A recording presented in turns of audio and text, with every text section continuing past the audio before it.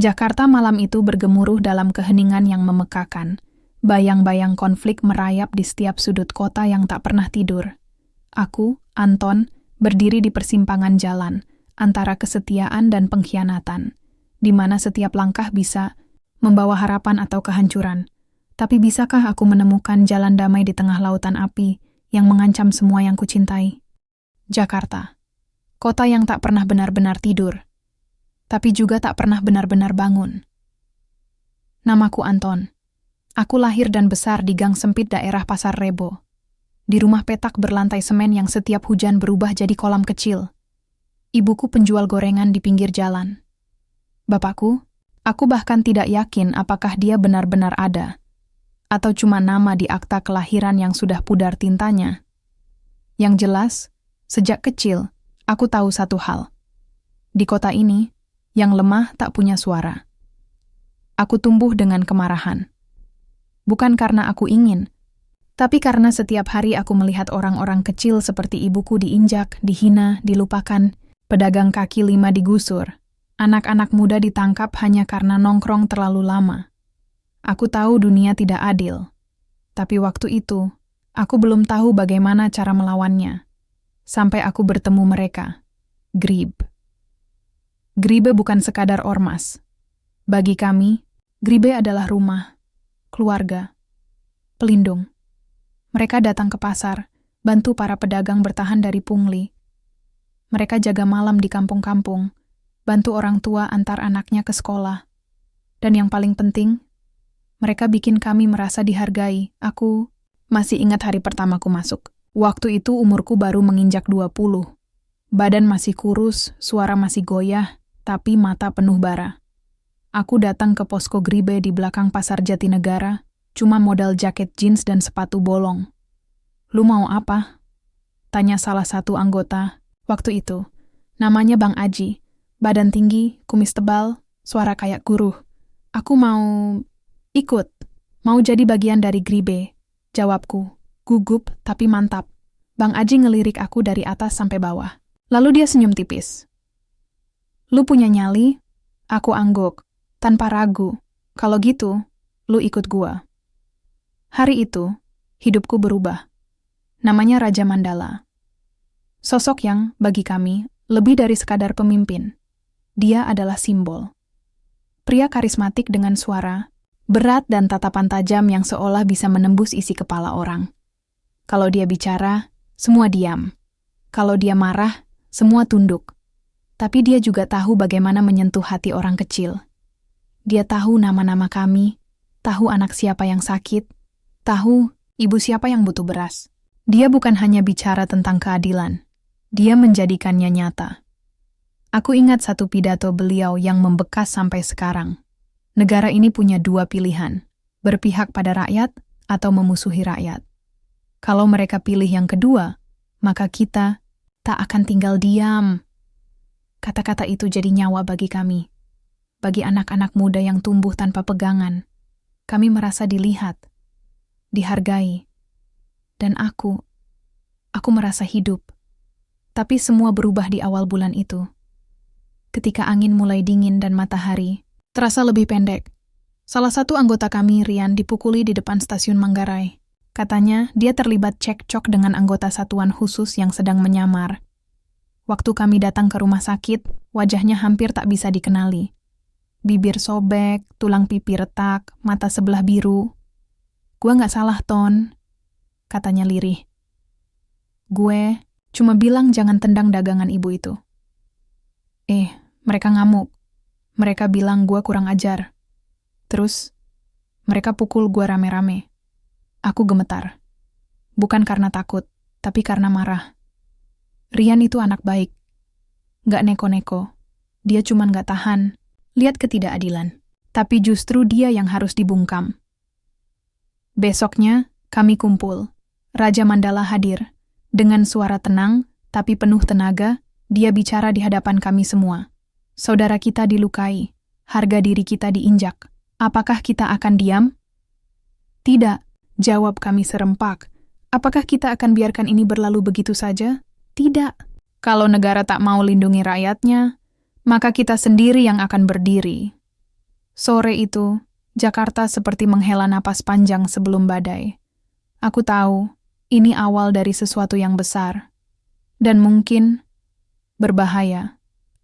Hari-hari berikutnya, jalanan mulai terasa berbeda. Ada bisik-bisik. Ada tatapan mencurigakan. Di posko, kami mulai diajarkan bagaimana membaca situasi. Bagaimana menghadapi aparat tanpa membuat keributan, tapi juga tanpa mundur. Aku mulai sering berpatroli malam, menyusuri gang-gang gelap bersama Bang Aji dan kawan-kawan. Kadang cuma bantu warga, kadang jaga kampung dari preman, tapi kadang kami juga berhadapan dengan mereka, orang-orang berseragam yang merasa mereka punya kuasa atas segalanya. Di satu malam kami nyaris baku hantam. Hanya karena kami bertanya kenapa mereka tahan seorang anak kecil yang bawa petasan. "Kamu siapa ngatur-ngatur?" kata salah satu aparat itu. Suaranya sinis. "Kami warga sini. Dan kami cuma minta penjelasan," jawabku, menahan emosi. Untungnya, Bang Aji turun tangan. Dengan gaya khasnya, dia negosiasi, meredakan ketegangan. Tapi aku tahu, konflik ini hanya soal waktu. Dan waktu itu mendekat. Cepat. Di balik semua itu, aku mulai bertanya-tanya. Apa ini benar jalan yang harus kutempuh? Apakah kekuatan satu-satunya cara agar kami bisa didengar? Atau ada jalan lain? Tapi sebelum aku sempat mencari jawabannya, sebuah kabar menggemparkan datang. Salah satu markas kecil kami di Tanah Abang dibakar orang tak dikenal. 3 anggota terluka parah. Dan yang lebih mengejutkan, jejak pelaku mengarah ke satuan elit tertentu. Kali ini, Raja Mandala tidak sekadar marah. Dia memerintahkan kami untuk bersiap. Katanya, mereka ingin perang, maka akan kita beri apa yang mereka minta. Dan di titik itu, aku sadar. Ini bukan lagi tentang membela rakyat. Ini tentang lebih dari itu. Sesuatu yang aku belum bisa pahami sepenuhnya. Tapi satu hal yang pasti. Aku ada di tengahnya. Dan tak ada jalan kembali. Jakarta seperti berdetak lebih cepat beberapa hari setelah markas Tanah Abang dibakar. Orang-orang di jalan mulai menatap dengan curiga. Anggota Gribe tak lagi bisa jalan santai di gang. Di posko, wajah-wajah kawan mulai menunjukkan sesuatu yang belum pernah kulihat sebelumnya. Takut. Tapi bukan takut pada musuh. Takut karena mereka sadar sesuatu yang besar sedang menuju. Dan mereka tak tahu apakah bisa selamat dari itu. Aku sendiri mulai gelisah. Banyak hal yang tak masuk akal. Pembakaran markas, serangan tiba-tiba, dan cara Raja Mandala menyikapinya, semuanya terlalu cepat, terlalu siap, seolah ia sudah tahu hal ini akan terjadi.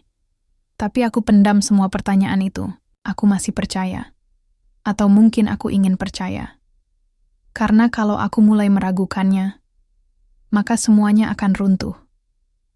Termasuk alasanku ada di sini. Pagi itu, aku dikirim ke wilayah Cawang untuk bantu koordinasi pos jaga malam. Sebuah daerah padat yang punya sejarah benturan keras dengan aparat. Aku ditemani 2 anggota muda, Ruli dan Tegar. Masih hijau, tapi semangatnya menyala. Kami naik motor, melewati jalanan sempit yang dipenuhi spanduk kampanye, iklan rokok, dan anak-anak kecil yang lari tanpa alas kaki. Wajah-wajah yang kami lindungi, setidaknya, itu yang selalu dikatakan. Sampai di pos, kami disambut warga. Mereka masih percaya pada Gribe. Setidaknya di sini. Ibu-ibu memberi kami kopi dan pisang goreng. Bapak-bapak bercerita soal pencurian, motor yang makin sering. Malam itu, kami jaga bareng. Tidak ada insiden, hanya ketenangan yang terasa janggal. Seperti matahari yang bersinar terlalu terang sebelum badai. Tapi badai itu datang keesokan harinya. Sore menjelang maghrib kami mendapat kabar. 2 anggota Gribe ditahan di Matraman. Dituduh membawa senjata tajam. Padahal mereka cuma bawa pentungan kayu untuk jaga malam. Aku langsung ke lokasi. Tapi yang mengejutkan bukan penangkapan itu, melainkan siapa yang memimpin operasi. Pasukan Kopassus. Seragam loreng dengan emblem merah di lengan. tegas, rapi dan dingin. Mereka tak bicara banyak. Bahkan saat aku tunjukkan kartu anggota dan minta penjelasan, salah satu dari mereka hanya menatapku seperti aku ini serangga. Ini bukan urusan ormas, katanya. Mundur, sebelum kalian kami tangkap juga. Waktu itu aku ingin teriak, ingin dorong mereka. Tapi suara logika di kepalaku, satu-satunya yang masih waras, mencegahku. Karena aku tahu, mereka bukan preman, mereka prajurit terlatih. Satu langkah salah, kami bisa jadi nama di berita kematian. Jadi aku mundur. Tapi bukan karena takut, karena aku ingin tahu kenapa mereka mulai turun langsung. Di posko besar, aku laporkan semuanya pada Bang Aji. Dia dengar dengan wajah muram. Satya mulai turun tangan, gumamnya lirih. Satya siapa? Tanyaku. Jenderal Satya. Komandan Kopassus sekarang. Dulu dia pegang operasi di Aceh. Sekarang, sepertinya dia yang dikirim buat jinakkan kita. Nama itu, entah kenapa mengguncang dada. Seperti baru saja mendengar nama musuh lama, meski aku bahkan belum pernah bertemu dengannya. Kenapa sekarang?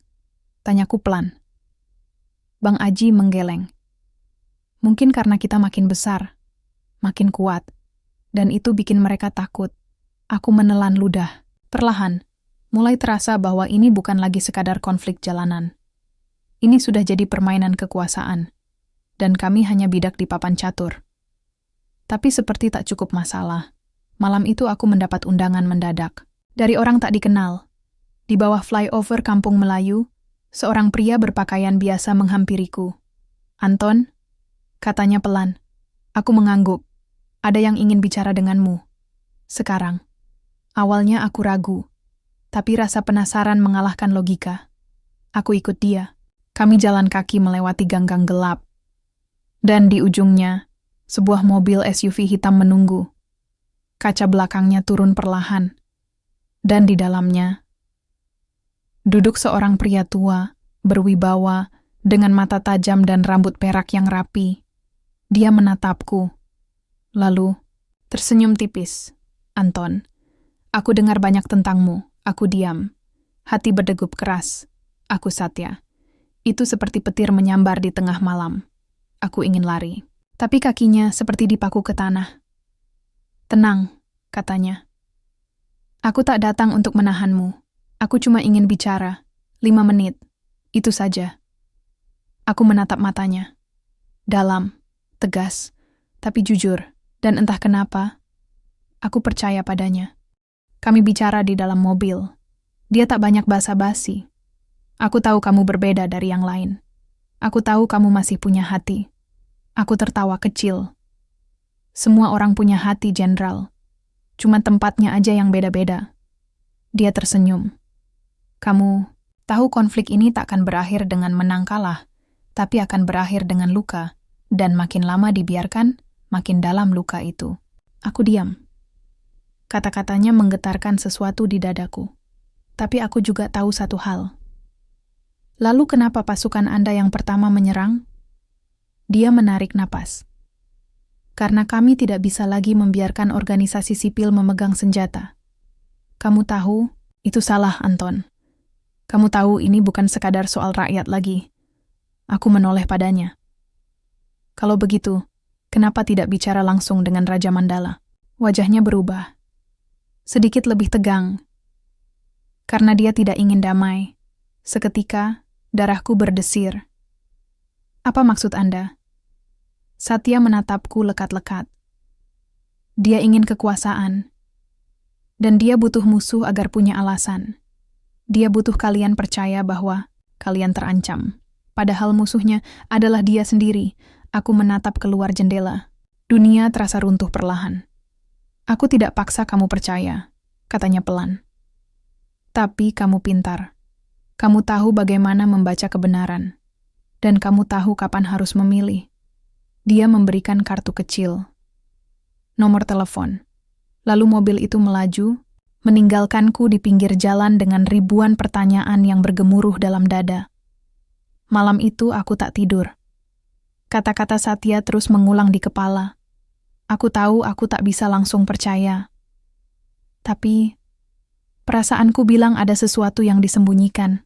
Dan kalau benar maka aku tak hanya menghadapi aparat, tapi juga menghadapi pemimpin yang selama ini kuikuti tanpa ragu. Gribe mengajarkanku untuk berani melawan ketidakadilan. Tapi bagaimana kalau ketidakadilan itu datang dari dalam? Matahari pagi terasa asing. Biasanya sinarnya hangat, menyapu. Atap-atap seng yang berkarat, menyinari warung-warung kecil di gang sempit tempat ibu-ibu mulai menanak nasi dan menyiapkan dagangan. Tapi pagi itu, sinarnya seolah memudar, dan untuk pertama kalinya dalam hidupku, aku ragu harus berdiri di sisi yang mana. Pikiran tentang Jenderal Satya masih membayang. Wajahnya, caranya bicara, dan, yang paling mengganggu, keyakinannya. Ia tak terdengar seperti musuh. Ia bicara seperti seseorang yang benar-benar ingin menyelamatkan. Tapi dari siapa? Dari kami? Atau dari Raja Mandala? Aku kembali ke posko utama. Di luar, anak-anak muda Gribe sedang latihan fisik. Beberapa sedang merakit papan pengumuman baru. Gribe siap bela rakyat. Hurufnya tebal, mencolok, dan berdarah merah. Semua terlihat bersemangat. Tapi aku merasa seperti bayangan di tengah cahaya terang. Di dalam ruang rapat, suasana tegang. Raja Mandala berdiri di depan papan tulis besar. Matanya menyapu kami, satu persatu. Sudah jelas. Kopassus mulai main kasar. Kita tidak bisa terus bertahan. Waktu untuk bertindak. Sekarang. Beberapa anggota bersorak. Yang lain mengangguk mantap. Tapi aku hanya menggenggam tangan. Keringat dingin mulai mengalir di punggung. Besok kita akan ambil alih gudang logistik milik mereka di Rawasari. Diam-diam. Cepat. Tanpa jejak. Kita butuh makanan, obat, dan simbol perlawanan. Ini bukan hanya soal bertahan hidup, ini soal harga diri. Aku angkat tangan, mencoba meredam kegilaan yang perlahan menyelimuti ruangan. Pak, apakah kita yakin ini jalan yang benar? Kalau kita mulai menyerang, apa bedanya kita dengan mereka? Mata Raja Mandala langsung mengarah padaku. Tajam. Sunyi sesaat. Kau ragu, Anton? Aku menelan ludah. Semua mata menatapku sekarang. Bukan ragu. Hanya, saya pikir, mungkin masih ada cara lain. Damai. Bicara. Negosiasi. Beberapa orang mendecak. Bang Aji melirikku. Wajahnya cemas. Tapi Raja Mandala tidak berteriak. Ia hanya mendekat.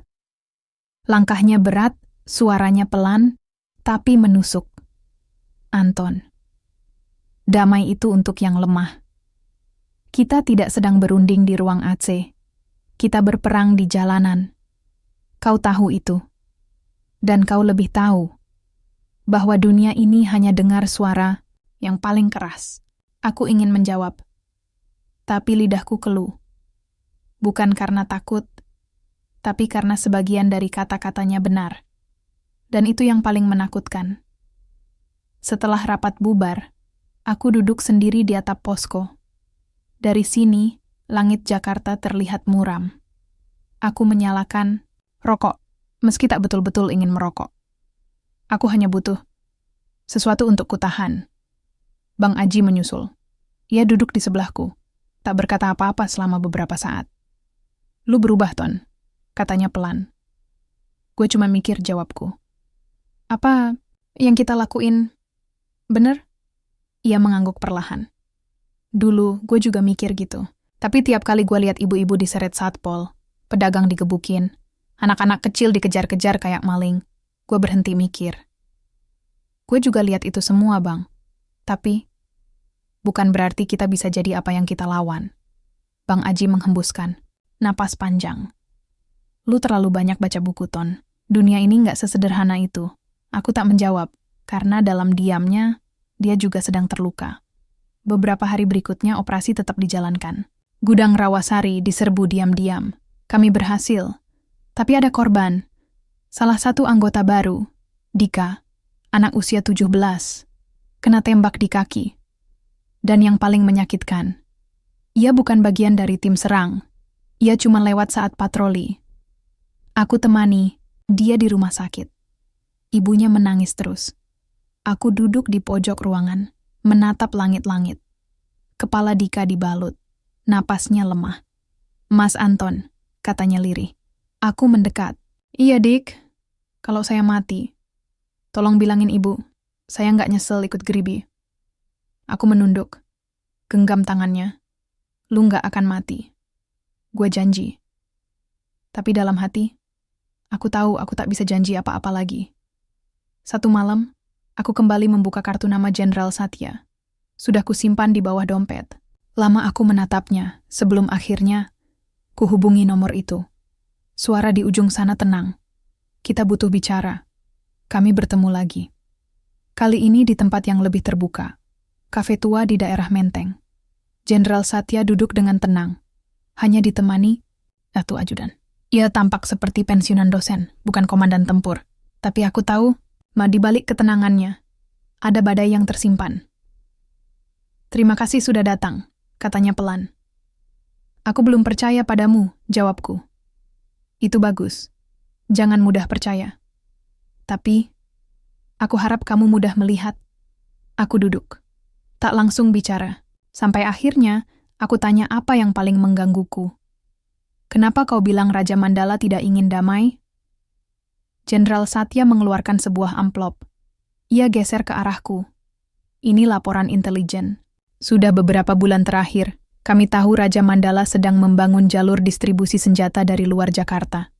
Sumbernya bukan dari rakyat, tapi dari pihak yang ingin memanfaatkan kekacauan."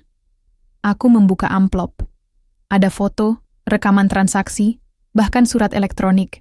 Semua mengarah ke satu hal. Ini bukan lagi soal perlindungan warga. Ini bisnis. Ini politik. Aku gemetar. Tapi lebih dari itu, aku hancur. Kalau ini benar, berarti semua yang aku perjuangkan dusta.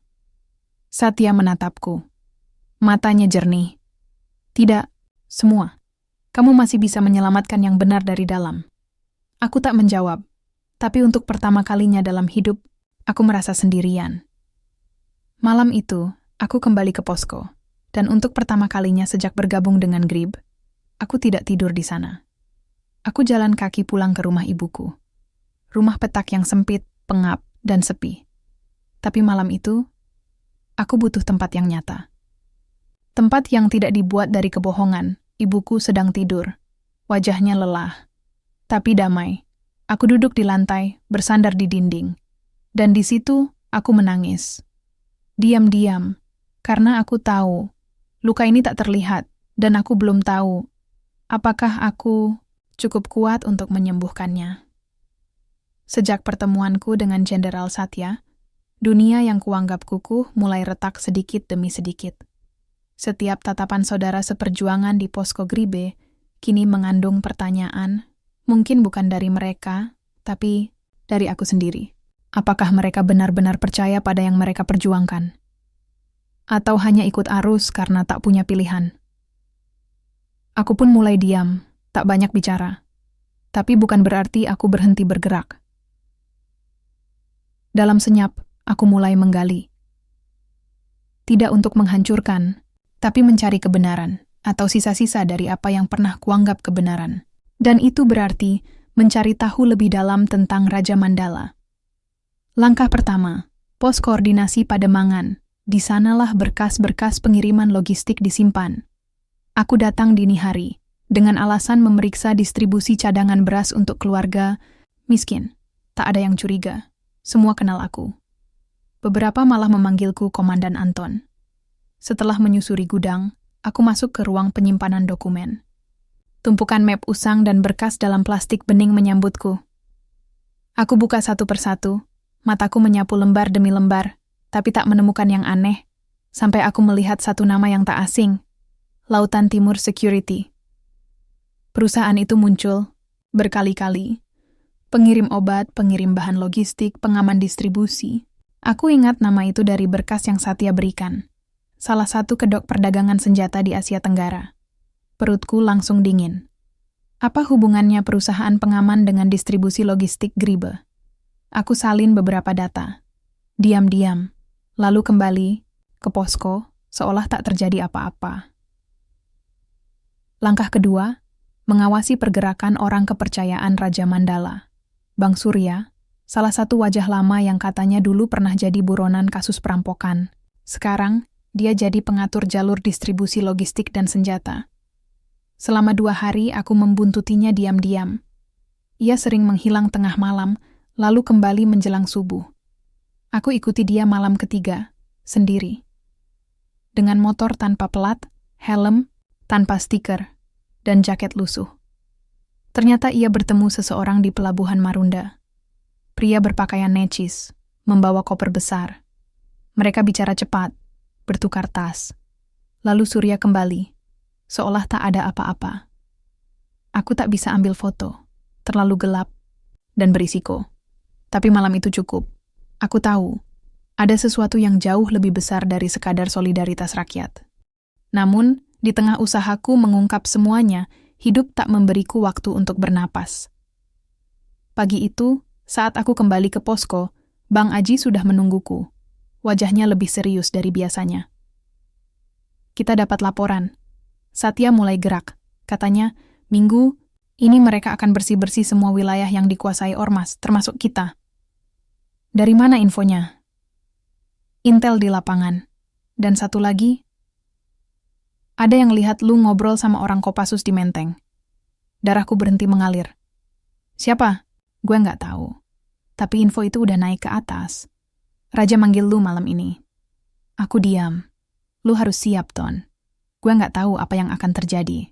Tapi hati-hati. Malam itu, aku duduk di ruang rahasia lantai 2, tempat Raja Mandala biasa bertemu 4 mata dengan orang-orang kepercayaannya. Hanya ada dia dan aku. Ia duduk, menyulut rokok, lalu berkata tanpa basa-basi.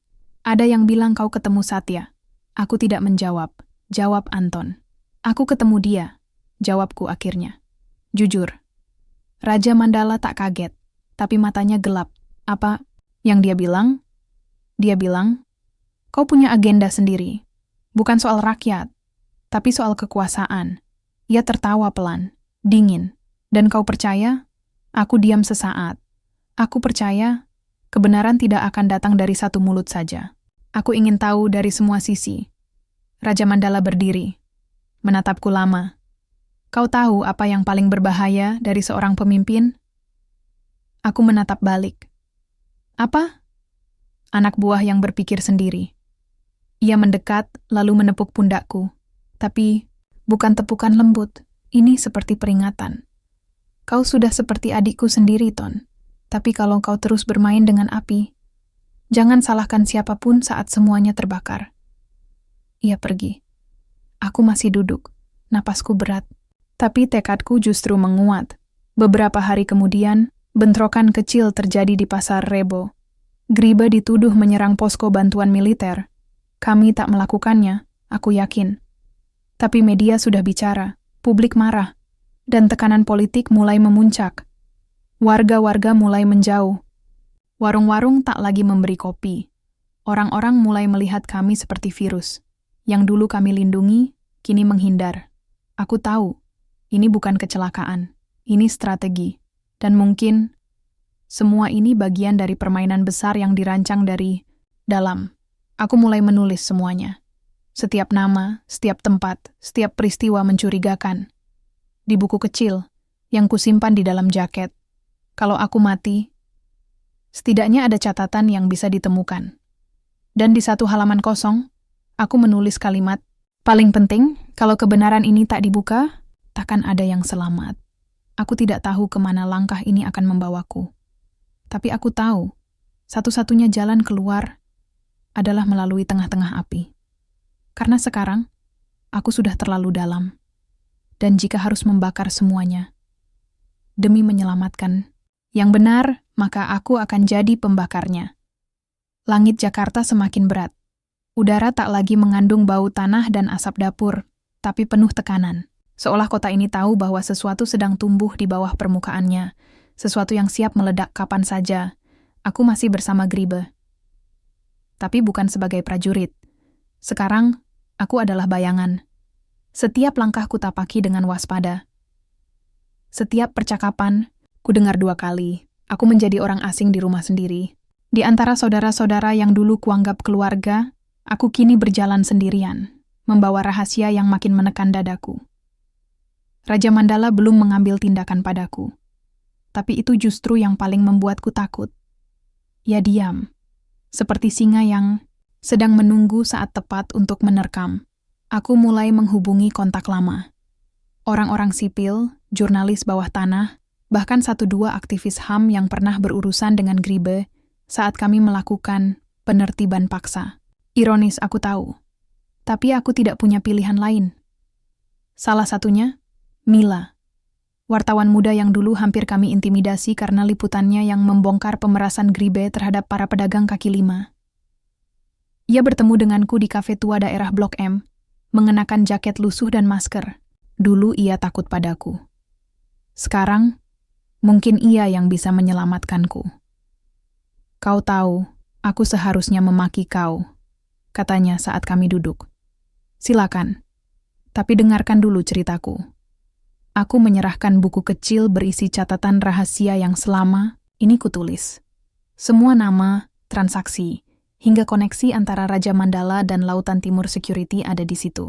Mila membacanya cepat, matanya menyipit.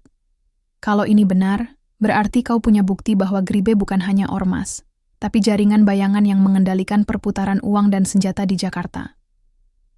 Dan lebih dari itu, mereka sedang merancang sesuatu yang bisa membuat kota ini berdarah. Mila menatapku lekat-lekat. Kau sadar kalau kau bisa mati karena ini? Aku mengangguk. Setiap hari, ia terdiam, lalu menghela napas panjang. Aku bantu. Tapi kita butuh lebih dari catatan. Butuh rekaman. Butuh pengakuan. Aku tahu. Dan itu berarti satu hal. Aku harus masuk lebih dalam. Ke dalam inti neraka. Beberapa malam kemudian, aku diajak oleh Surya, orang kepercayaan Mandala, untuk ikut dalam rapat tertutup di sebuah rumah besar di Cibubur. Awalnya, aku tak paham kenapa aku dilibatkan kembali. Tapi lalu aku sadar, mereka sedang mengujiku, atau memanfaatkanku. Ruangannya gelap. Orang-orang duduk, membentuk lingkaran, sebagian menggunakan penutup wajah.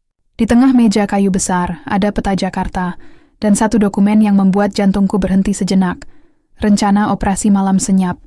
Isi dokumennya, peta jalur sabotase, lokasi pos militer yang akan diserang, dan daftar nama yang akan dilenyapkan, termasuk wartawan, aktivis, bahkan mantan anggota Gribe yang membelot. Aku menggigit bibir. Ini bukan lagi konflik. Ini kudeta dalam selimut. Raja Mandala masuk belakangan. Ia tak langsung bicara. Ia hanya menatap kami satu-satu, lalu membuka map merah.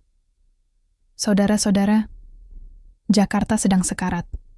Dan kita adalah orang-orang yang ditakdirkan untuk menyalakan apinya. Malam senyap bukan soal kekerasan, ini pembebasan. Beberapa orang bersorak pelan. Aku menatap dokumen itu, berharap bisa membakarnya di tempat. Tapi aku harus bertahan. Sekarang bukan saatnya. Aku rekam semuanya lewat kamera kecil yang kuselipkan di jam tanganku. Mila butuh bukti. Ini dia. Saat semua bubar, aku keluar lebih dulu. Tapi seseorang menahanku di halaman.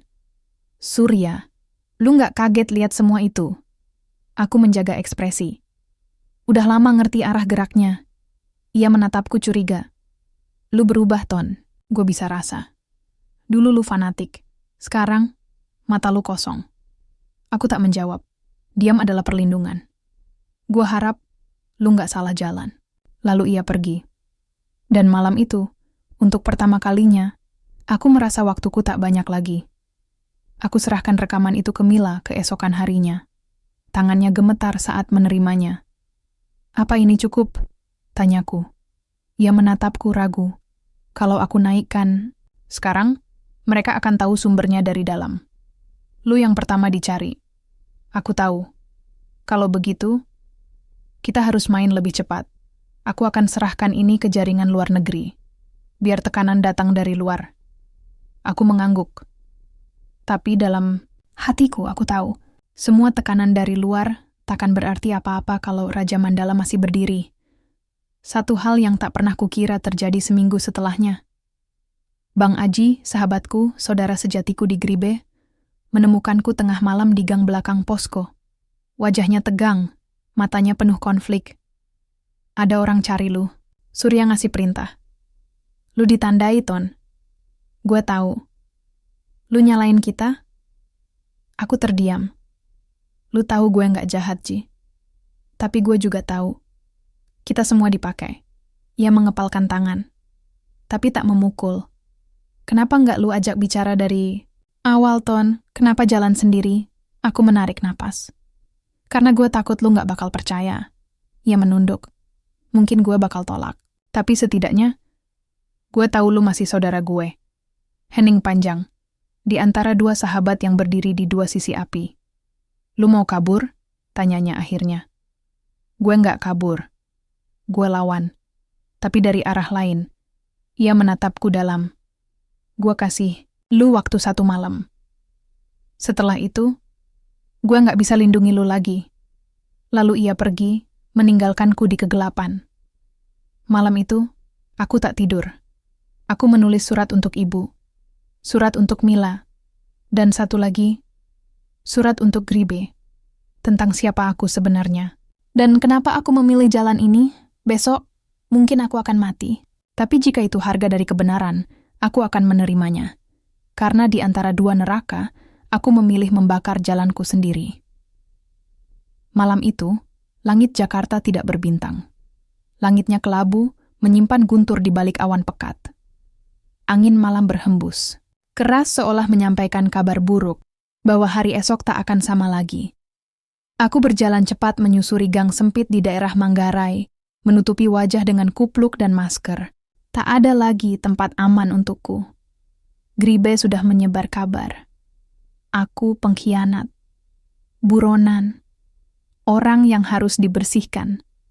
Aku bisa membayangkan wajah mereka. Bang Aji yang menatap lantai dengan kecewa, Surya yang tertawa dingin, dan Raja Mandala yang duduk di singgasananya, mengisap rokok sambil berkata, "Sudah kuperingatkan." Tapi aku tak menyesal. Langkahku kini bukan demi keselamatanku, tapi demi orang-orang yang tak tahu bahwa mereka sedang digunakan sebagai bidak. Rakyat kecil, pemuda, yang dijanjikan perubahan, dan warga Jakarta yang sebentar lagi akan menjadi korban rencana busuk malam senyap. Pagi harinya, Mila menghubungiku. Satu-satunya suara yang masih membuatku merasa manusia. Aku sudah kirim semua ke jaringan luar negeri, katanya lewat sambungan telepon sekali pakai. BBC, Al Jazeera, Deutsche Welle. Kita tunggu mereka naikkan. Berapa lama? Mungkin 2 atau 3 hari. Tapi, mereka bisa saja dibungkam sebelum itu. Aku mengangguk pelan meski ia tak melihat. Anton. Lanjutnya, suaranya gemetar. Seseorang membuntutiku tadi malam. 2 motor. Aku sempat kabur ke rumah kerabat. Mereka tahu kamu bantu aku? Entah. Tapi kita harus cepat. Kupandangi jalan kosong di depanku, lalu berkata, "Aku akan cari cara hentikan malam senyap dari dalam. Kau mau masuk ke sarang mereka lagi? Aku harus. Tak ada waktu. Aku tak mau kau mati, Anton." Aku diam, lalu menutup sambungan tanpa berkata apa-apa. Karena aku juga tak tahu apakah aku akan hidup melewati malam berikutnya. Rencana malam senyap akan dimulai 2 hari lagi. Mereka akan menyerang beberapa titik strategis secara simultan, pos militer, kecil, gudang amunisi, dan pusat data. Tujuannya adalah menciptakan kekacauan, memaksa pemerintah memberlakukan status darurat, lalu merebut simpati publik dengan narasi palsu bahwa Gribe adalah penyelamat. Itu bukan sekadar kudeta diam-diam, itu pemusnahan tatanan yang tersisa. Dan satu-satunya orang yang tahu titik-titik penyerangan itu selain Raja Mandala adalah aku. Malam itu, aku kembali ke tempat yang seharusnya kutinggalkan sejak lama, markas Gribe di Tanah Abang. Aku tahu, jalur rahasia di belakang gedung tua itu. Aku yang menggambarnya dulu, saat sistem keamanan dibentuk. Aku tahu kapan kamera dimatikan dan kapan penjaga berganti shift. Di ruang data tingkat bawah, Aku temukan peta digital dan folder digital yang terenkripsi. Butuh waktu, tapi aku sudah siapkan perangkat. Laptop kecil dan flash disk dengan algoritma pemecah sandi yang kudapat dari teman lama di dunia bawah tanah. 10 menit, 20. Suara sepatu terdengar di atas. Aku kehabisan waktu. Akhirnya, data berhasil tersalin. Tapi saat aku melangkah keluar, suara yang tak asing menahan langkahku. Lu pikir cuma lu yang bisa main belakang? Aku berbalik. Surya berdiri di ambang pintu, pistol di tangannya, matanya merah. Kau ngapain di sini, Ton? Aku datang bukan buat hancurin Gribe, jawabku, lirih.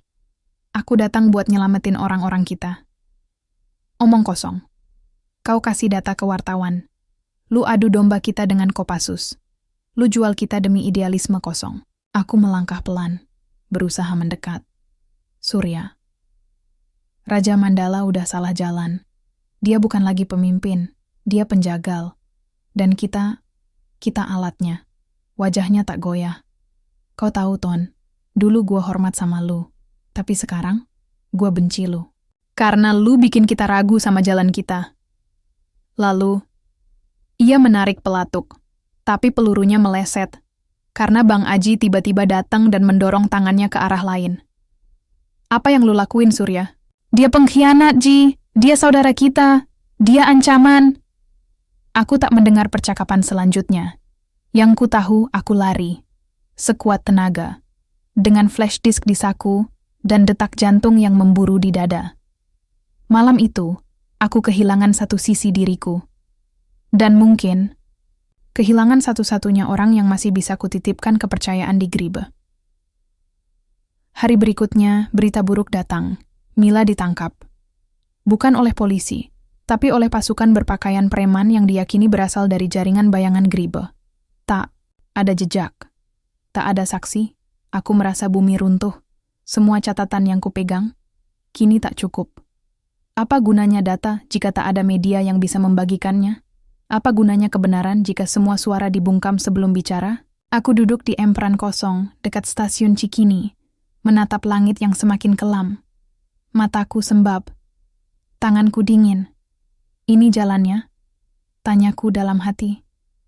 Apakah semua pengorbanan ini sia-sia? Tapi lalu aku ingat wajah-wajah itu.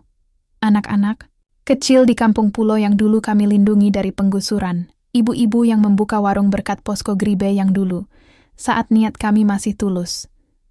Warga kecil yang hanya ingin hidup damai, bukan jadi korban politik kotor. Aku tak bisa mundur. Malam senyap tinggal 1 hari lagi. Dan jika tak ada yang menghentikannya, kota ini akan jadi lautan darah. Aku bangkit. Aku tahu kemana harus pergi, Kopassus.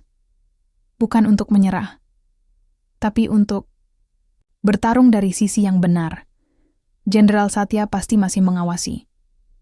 Dan sekarang, aku tak peduli lagi soal kehormatan, kesetiaan, atau citra diri. Yang kupedulikan hanya satu, menghentikan Raja Mandala. Sebelum ia membakar Jakarta, dan seluruh dunia ikut menyaksikan kehancuran kita. Jakarta seperti menahan napas malam itu.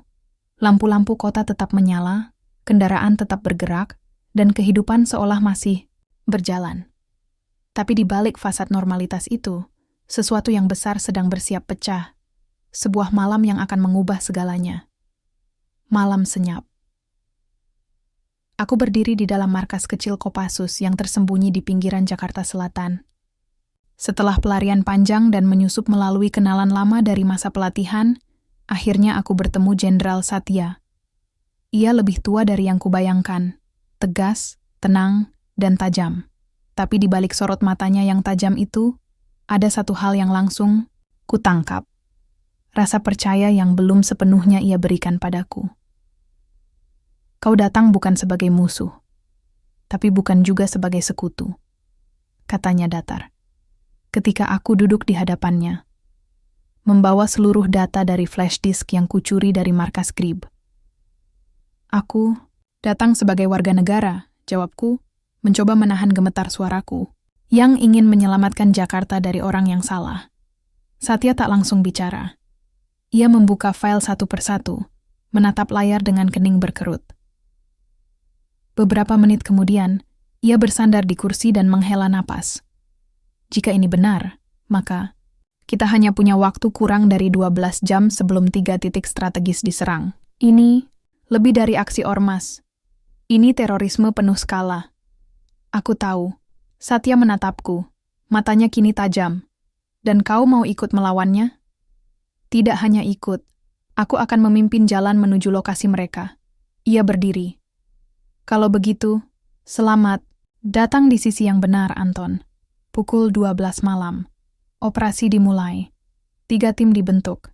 1 menuju gudang logistik di Marunda, 1 ke pusat data di Pancoran, dan tim utamaku ke markas senjata tersembunyi Gribe di Cakung, tempat raja. Mandala akan memulai orasinya kepada pasukannya sebelum menyerang. Kami bergerak dalam senyap, tanpa siren, tanpa bendera. Hanya bayangan-bayangan bersenjata lengkap dan wajah-wajah yang tak ingin tercatat dalam sejarah, tapi ingin mengubah arah sejarah. Saat mobil taktis kami melaju di jalan gelap, aku duduk di belakang, menatap jendela. Dadaku sesak, aku tahu siapa yang akan kulawan malam ini, dan aku tahu sebagian dari mereka dulunya memanggilku saudara. Kami tiba di dekat lokasi pukul 2:15. Aku memimpin 3 personel mendekat ke pintu belakang. Jalur rahasia yang dulu kupakai masuk. Aku hafal setiap batu, setiap lubang, setiap kamera yang masih aktif. Tapi malam ini, semuanya berbeda. Lebih ketat, lebih siap. Mereka tahu, akan ada yang mencoba menghentikan mereka. Kami menyusup masuk ke koridor dalam. Suara dari aula utama terdengar. Orasi Raja Mandala. Gaya bicaranya tak berubah, penuh api, penuh janji, penuh tipu daya.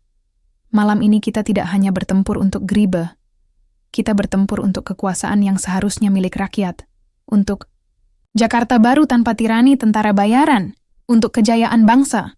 Sorak-sorai membahana, aku menahan napas, tanganku berkeringat, jantungku berdetak kencang. Tapi yang membuatku hampir jatuh adalah saat aku melihat Bang Aji berdiri di sebelah kanan panggung, membawa senapan, memakai jaket kehormatan Gribi. Saudaraku kini berdiri di sisi musuh. Tepat saat kami bersiap memberi sinyal pada tim utama untuk menyerbu, alarm berbunyi. Kami ketahuan. Masuk sekarang! Teriak seorang prajurit Kopassus. Lalu, neraka pecah.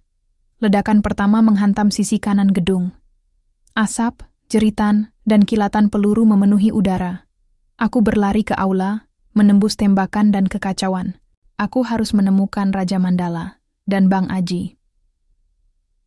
Di tengah kepulan asap dan suara ledakan, aku melihat Mandala berdiri tenang di tengah panggung, dikelilingi pengawalnya.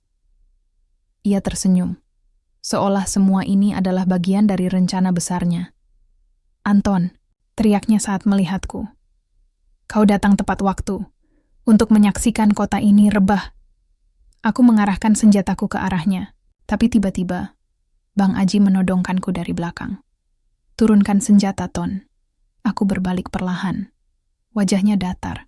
Matanya kosong. Lu gak ngerti apa yang lu lakukan, Ji. Kita diperalat.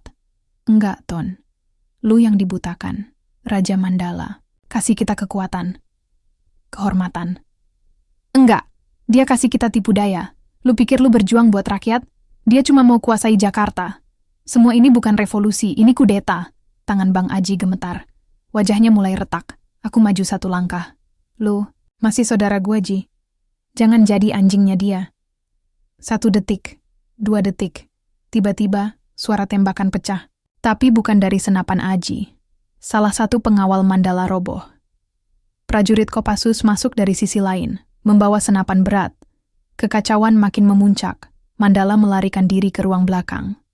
Aku mengejar. Di lorong sempit, akhirnya aku menyudutkannya. Ia tertawa. Kau kira bisa hentikan semuanya hanya dengan pistol dan keberanian? Kau pikir semua orang akan terus percaya omong kosongmu, Mandala? Ia mendekat. Tak ada rasa takut. Kau tahu kenapa aku biarkan kau hidup selama ini, Anton? Karena kau itu simbol. Simbol bahwa bahkan orang paling setia pun bisa dibelokkan. Aku ingin rakyat lihat bahwa pengkhianat itu tak pernah bertahan. Kau salah. Aku bukan simbol. Aku cermin. Buat nunjukin wajah aslimu. Aku menarik pelatuk, tapi peluruku hanya menembus bahunya. Ia tersungkur, berdarah, tapi belum mati. Anton, katanya terengah. Kalau kau pikir menghentikanku cukup, kau terlalu naif. Ideologiku sudah menyebar. Bahkan jika aku mati, kau tetap kalah. Aku ingin membalas. Tapi sesuatu di dalamku, hampa. Apapun yang kukatakan, tak akan mengubahnya. Beberapa jam kemudian, operasi dinyatakan berhasil. 3 titik serangan berhasil digagalkan. Gribe. Tercerai-berai. Raja Mandala ditahan. Bang Aji? Ia pergi. Tak ada yang tahu kemana, dan aku duduk di depan bangunan tua yang kini jadi puing, menatap matahari pertama setelah malam senyap. Jakarta selamat, tapi rasanya aku tetap kalah. Karena aku kehilangan rumah, kehilangan keluarga, kehilangan sisi masa lalu yang pernah kupercaya. Tapi mungkin itulah harga keadilan, dan aku siap membayarnya meski harus sendiri. Pagi itu Jakarta tidak bersorak, tak ada pawai kemenangan, tak ada spanduk bertuliskan penyelamat bangsa. Hanya suara kendaraan seperti biasa, pedagang kaki lima membuka lapak, dan langit yang tetap kelabu. Seolah kota ini menolak mengakui luka yang baru saja tergores begitu dalam. Aku duduk sendirian di ruang interogasi di markas sementara Kopassus. Masih berlumur debu dan luka, tapi pikiranku lebih penuh luka dari tubuhku. Jenderal Satya masuk tanpa aba-aba. Ia membawa map tipis dan secangkir kopi. Minum ini, katanya tanpa basa-basi. Aku menatap cangkir itu. Tanganku tak bergerak. Sudah selesai semua? Belum, jawabnya, lalu duduk di seberangku. Raja Mandala diam, tidak mau bicara, tapi kami sudah memeriksa semua komunikasinya. Aku menatap wajahnya yang mulai terlihat letih. Bahkan jenderal setangguh dia pun punya batas. Ada yang lebih buruk dari yang kita duga, ya? Kataku pelan. Satya menatapku, lalu membuka map itu dan meletakkan selembar foto. Sejenak, aku tak bisa bernapas. Foto itu menunjukkan Raja Mandala, sedang duduk berdampingan dengan seorang pria tua berbadan besar, mengenakan batik, tersenyum lebar dalam sebuah rapat tertutup. Ini siapa? Tanyaku nyaris tak bersuara. Namanya Darwan Prasetyo, mantan anggota kabinet. Sekarang pengusaha politikus bayangan. Pemilik sebagian besar lahan kosong yang rencananya akan dibangun proyek reklamasi yang akan dijadikan basis kekuatan baru setelah kekacauan politik. Dia pendana Mandala? Bukan cuma pendana, dalang sesungguhnya. Aku merasakan dunia runtuh untuk kedua kalinya. Semua yang kuperjuangkan ternyata hanya berada di lapisan paling luar dari kebusukan yang jauh lebih dalam. Jadi, malam senyap bukan ide Mandala, dia pelaksana. Tapi konsep, target, dan narasi besarnya, itu Darwan. Dia membayar dengan janji kekuasaan, lalu menarik semua simpatisan ke dalam cerita palsu tentang pembebasan rakyat. Aku menggeleng perlahan, dada terasa sesak. Dan sekarang, dia bebas? Satya mendesah. Belum cukup bukti untuk menahannya. Dia tahu cara bermain. Mandala bisa kami tahan. Tapi Darwan, dia masih duduk di ruang pertemuan Hotel Bintang 5, menertawakan semua ini. Aku berjalan sendirian keluar dari markas, menyusuri trotoar di daerah Cikini. Matahari sudah tinggi, tapi tubuhku dingin. Setiap langkah terasa hampa. Aku pikir, dengan menjatuhkan Raja Mandala, semuanya akan berakhir. Tapi ternyata, itu baru permukaan. Di bawahnya, ada sistem busuk yang sudah bertahan selama puluhan tahun, dan terus berkembang. Aku berhenti di depan halte kosong, lalu duduk di bangku besinya. Seorang anak kecil melintas, membawa bendera kecil. Di belakangnya, ibu muda tersenyum. Aku iri. Mereka tak tahu dunia yang sedang runtuh di balik layar, dan mungkin itu lebih baik. Sore harinya, aku mendapat kabar dari seseorang yang tak kusangka. Mila selamat. Dia disekap di rumah kosong di pinggiran Bogor. Tapi berhasil kabur berkat seorang orang dalam yang membantunya melarikan diri. Saat kami bertemu kembali di sebuah rumah aman, milik jaringan jurnalis, aku tak bisa berkata apa-apa. Kami hanya saling menatap. Semua usai, katanya. Tidak, jawabku pelan. Justru baru dimulai. Dia mengangguk pelan. Darwan? Ya, dan dia masih di luar sana. Mila membuka tas kecilnya dan mengeluarkan sebuah flash disk. Ini, kutemukan di ruang tempat aku dikurung. Sepertinya milik salah satu anak buah Darwan. Berisi video pertemuan mereka. Aku menatap benda kecil itu, seperti menemukan secercah cahaya. Tapi Anton, kita tahu mereka akan membungkam ini. Ya, jadi kenapa masih mau teruskan? Aku menatap matanya dalam-dalam. Karena kalau kita berhenti sekarang, kita bukan lagi manusia. Malam itu, aku kembali membuka laptop. Video di flash disk. Itu memperlihatkan Darwan berdiri di depan layar proyektor, menjelaskan skema pembagian wilayah pasca kekacauan. Ia menyebut nama-nama menteri. Ia menunjukkan peta. Ia menyebut kode proyek Sabit, nama asli dari rencana malam senyap. Suaranya tenang, seperti dosen yang mengajar kelas. Di akhir video, ia berkata, jika Raja Mandala gagal, kita cari bidak baru. Dunia ini tak pernah kekurangan pion.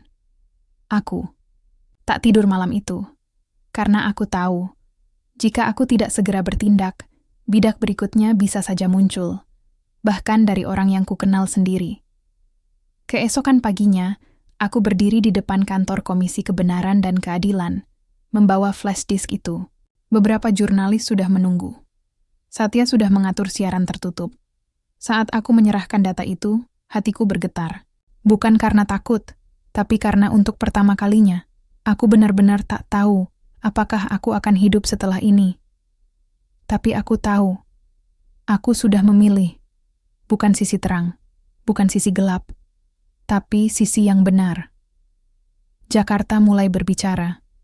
Dalam waktu kurang dari 24 jam sejak rekaman Darwan dirilis secara terbatas ke media terpercaya, berbagai spekulasi membanjiri ruang publik. Situs berita mulai menyindir, televisi bicara setengah kode, dan media sosial mendidih seperti air mendekati titik didih. Nama Darwan Prasetyo belum secara gamblang disebut oleh semua saluran resmi, tapi semua orang yang cukup jeli bisa melihat pola, politik, lahan, senjata, dan ormas. Aku duduk di sebuah kamar kecil di atas warung nasi uduk di daerah Kebayoran Baru. Tempat ini bukan persembunyian, lebih mirip pelarian. Mila sedang tidur di lantai bawah. Tubuhnya masih menyimpan luka memar, tapi semangatnya jauh lebih hidup dariku. Aku membuka layar ponsel. Notifikasi tak henti berdatangan. Pesan dari nomor tak dikenal, DM dari akun anonim, peringatan, ancaman. Semuanya berisi satu pesan yang sama. Berhenti. Sekarang, atau kau akan lenyap. Ironis. Saat aku bersama Gribe, aku dikelilingi oleh tubuh-tubuh besar yang selalu bilang akan membelaku. Tapi kini, setelah semua topeng terlepas, hanya nama kecilku yang menjadi perisai. Nama Anton, tanpa gelar, tanpa ormas, tanpa bendera. Tapi aku lebih hidup dari sebelumnya. Sore itu, Mila membawaku kabar buruk. Media utama nggak berani naikkan video itu full. Mereka ditekan, katanya, sambil menyodorkan ponsel. 3.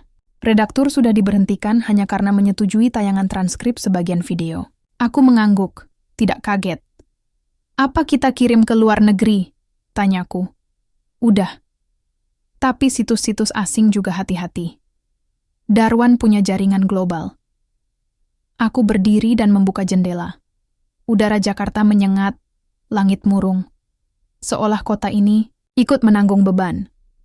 Mereka pikir bisa hentikan kita dengan ketakutan, gumamku. Tapi mereka lupa, kami sudah hidup di tengah ketakutan lebih dari separuh hidup kami. Mila menatapku tajam. Lu tahu lu bisa mati, kan? Aku tersenyum tipis.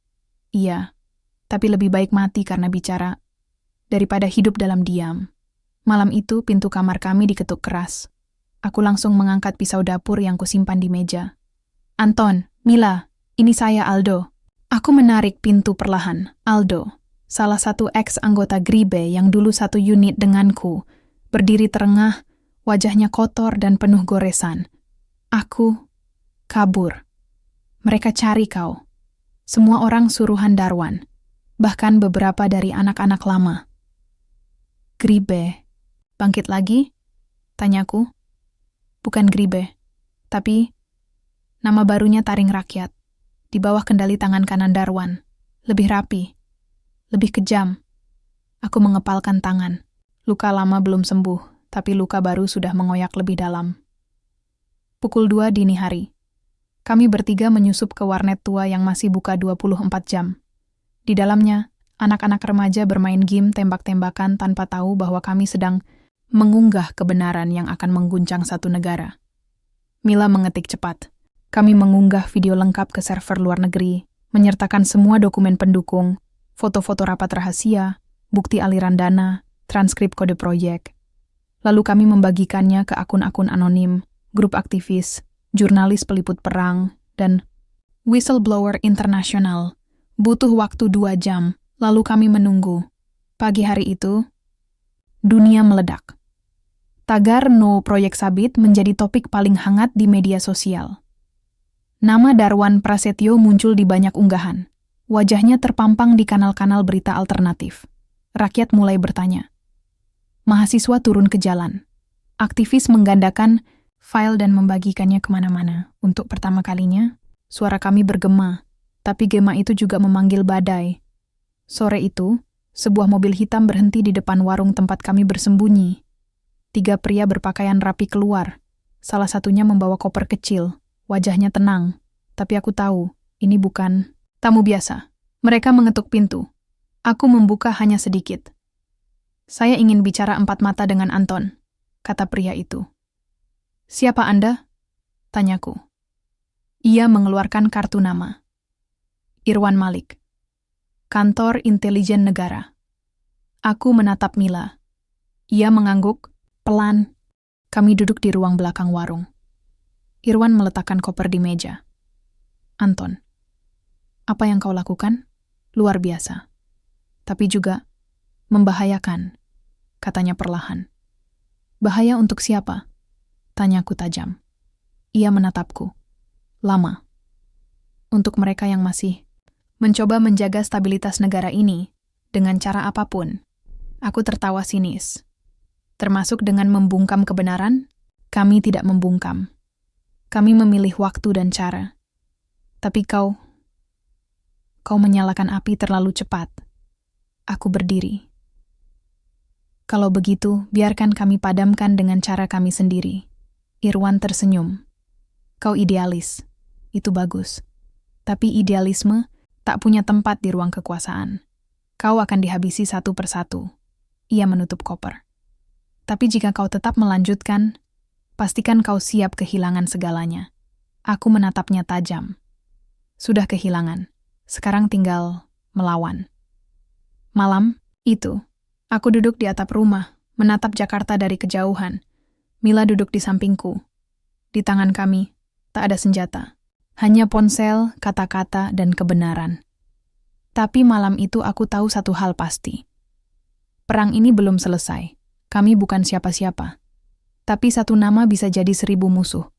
Dan kalau aku harus jatuh untuk satu kebenaran, maka biarlah aku jatuh dengan nama yang kukuh.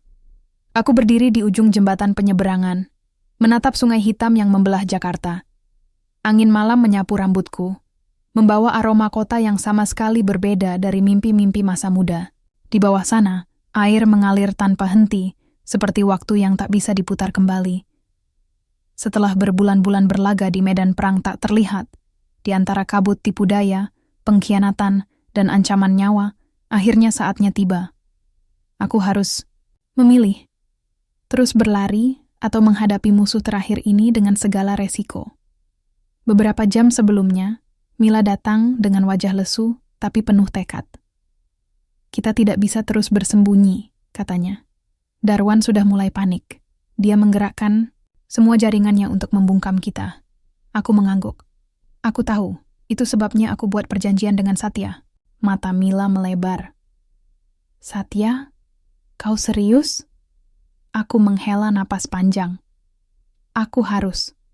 Kita butuh perlindungan, dan satu-satunya jalan adalah bersama mereka. Meski itu berarti aku harus berdiri di sisi yang dulu aku lawan. Mila menatapku tajam, lalu tersenyum tipis. Kau tetap Anton yang kukenal, berani dan bodoh. Pagi itu, di sebuah gudang tua yang sudah lama terbengkalai, aku bertemu Jenderal Satya dan beberapa pasukannya. Wajah mereka tak lagi dingin seperti sebelum-sebelumnya, melainkan penuh perhitungan dan sedikit rasa hormat. Ini kesempatan terakhir, kata Satya singkat. Kalau kita gagal, bukan cuma kalian yang hancur. Jakarta ikut karam. Aku mengangguk. Di tanganku ada satu dokumen yang menyatakan dukungan resmi Gribe baru untuk operasi bersama Kopassus melawan Darwan dan anak buahnya, Taring Rakyat. Malam itu, operasi dimulai. Kami bergerak dengan presisi militer, menyisir titik-titik penting yang jadi basis Darwan. Angin malam membawa bau bensin dan asap. Ledakan kecil menghiasi gelapnya kota yang tak pernah tidur. Di tengah-tengah, aku mendengar suara langkah cepat dan teriakan. Aku sudah di sini. Suara itu milik Aldo. Darwan sedang berusaha kabur lewat lorong belakang. Dengan langkah tergesa. Aku mengikuti Aldo, melewati gang sempit yang penuh bayangan dan bau sampah. Ketika aku mencapai sudut terakhir, sosok Darwan tampak berlari, wajahnya pucat tapi penuh amarah. Kau pikir ini sudah berakhir, Anton? Teriaknya. Aku hanya pion kecil, masih ada banyak yang lebih besar dari aku. Aku membidiknya dengan senjata yang kugenggam, tapi tiba-tiba dia berhenti dan tertawa getir. Kau masih idealis bodoh, dunia ini tidak adil. Kau hanya akan jadi korban, bukan pahlawan. Saat itulah, Mila muncul dengan langkah cepat, membawa sebatang besi. Dari mana kau muncul? Tanyaku, napas sudah tersengal. Dia menatapku. Dari sisi yang sama denganmu. Dari tempat aku memilih hidup. Kami bekerja sama, melumpuhkan Darwan tanpa membunuh. Aku ingin dia menghadapi hukum, bukan kematian yang tak bermakna. Ketika polisi datang, mereka membawa Darwan dengan borgol. Aku merasa sebuah beban terangkat dari pundakku.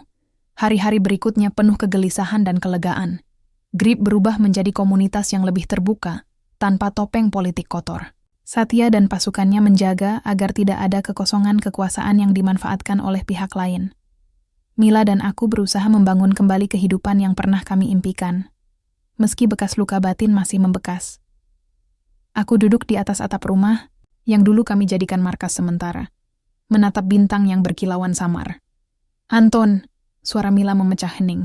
Apa kau menyesal? Aku menggeleng pelan. Tidak, aku hanya takut kalau besok aku lupa siapa aku sebenarnya. Dia tersenyum dan menggenggam tanganku. Aku yakin, kau akan tetap menjadi Anton, pahlawan dalam cerita kita sendiri. Ketika fajar mulai menyingsing, aku tahu bahwa ini bukan akhir, melainkan awal dari babak baru. Jakarta akan terus bergejolak, tapi aku sudah belajar satu hal penting. Kebenaran dan keberanian bukan soal menang atau kalah, tapi soal tetap berdiri walau dunia mencoba menjatuhkan. Dan aku, Anton, memilih untuk tetap berdiri.